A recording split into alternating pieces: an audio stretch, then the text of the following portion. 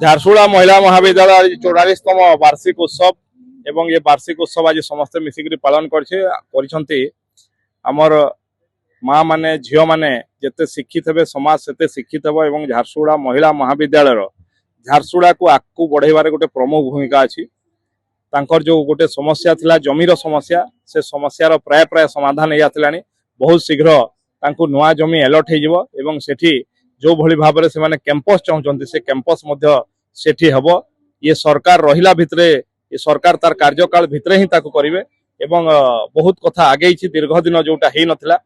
मु महिला महाविद्यालय समस्त अध्यापक अध्यापिका छात्री मान को बहुत बहुत अभिनंदन एवं शुभेच्छा जनाऊँ झारसुगुड़ा को आगू नबारे झारसुगुड़ा को गोटे नुआ परिचय देवारे ओडिशार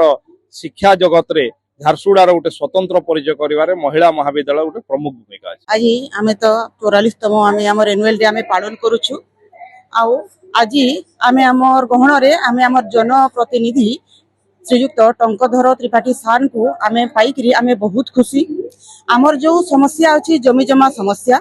सार निश्चित भाव में एश्योरेंस देछंती जे सेटा अति शीघ्र आमर कॉलेज रो जो भी समस्याटा समाधान हबो सेति लगी आमे सार को पाखरे आमे आमर कृतज्ञता आमे प्रकाश करूछु